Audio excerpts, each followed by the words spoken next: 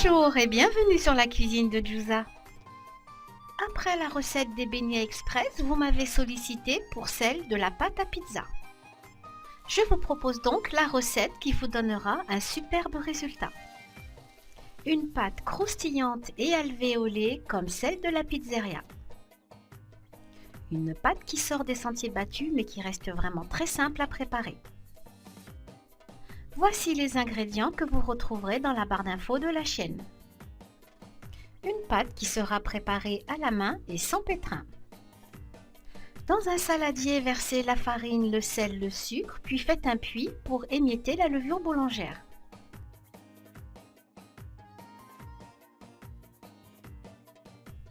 J'ai utilisé une farine de blé tendre type 45.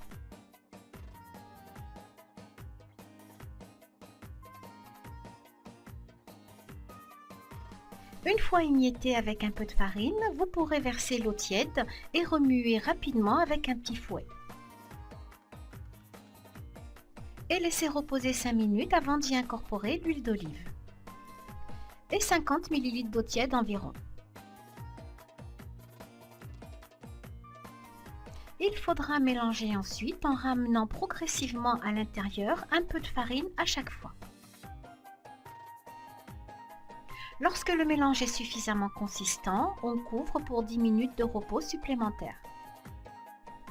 Après le temps de repos, on rajoutera 2 fois 50 ml d'eau en ramenant progressivement de la farine à l'intérieur du puits.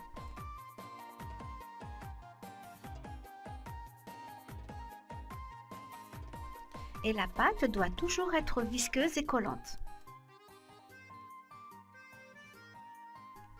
Et on couvre pour 10 minutes de repos supplémentaire. La pâte a commencé à mousser, on va l'hydrater avec 50 ml d'eau en plus. Depuis le début de la préparation, nous avons utilisé 300 ml d'eau sur les 400.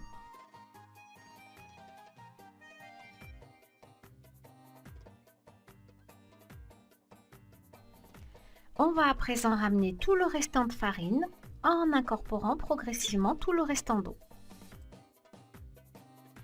En fonction du type de farine que vous allez utiliser, il se peut que son pouvoir absorbant soit complètement différent. Je vous conseille donc de verser les derniers millilitres restants très progressivement.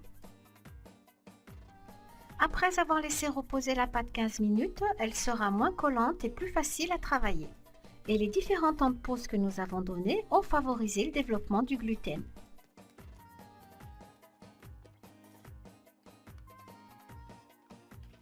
Huilez légèrement la corne et rassemblez votre pâte. Couvrir d'un film alimentaire et laissez la pâte lever pendant 2 heures. 2 heures après, elle a bien doublé de volume. On va donc la dégazer en ramenant les bords à l'intérieur.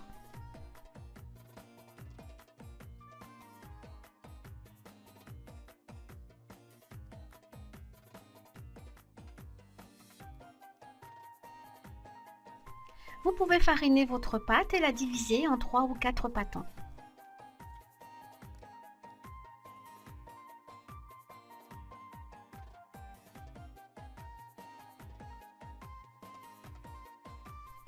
Couvrir vos pâtons et les laisser reposer 15 minutes avant la cuisson de vos pizzas.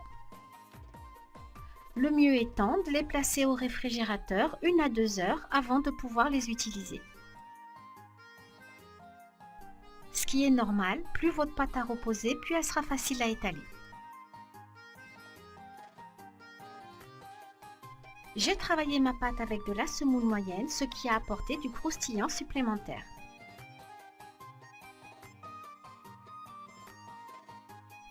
On commence par former le rebord de la pizza et on creuse à l'intérieur. Et si vous êtes à l'aise avec votre pâte, on la travaille avec les poings.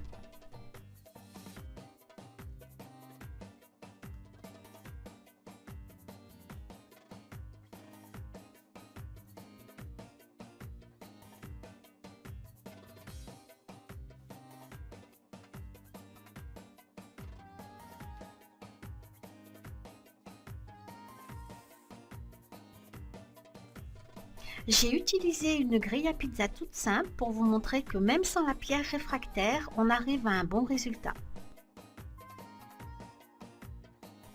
Votre pâte étant prête, il ne vous reste plus qu'à passer à la garniture de vos pizzas. Et les cuire dans un four à chaleur maximum. 300 degrés, c'est le top.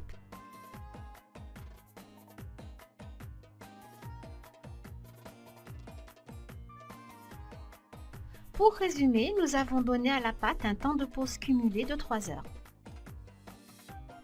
qui habituellement demande plus de 24 heures.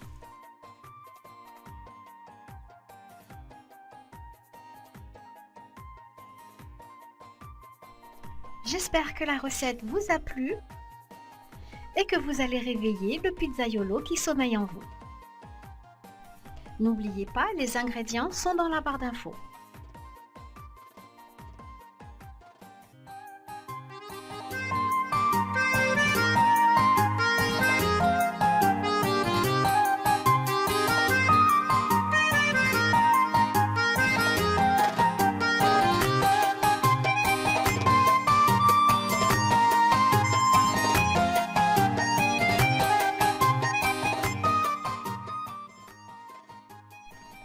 Merci pour vos visites, likes et commentaires.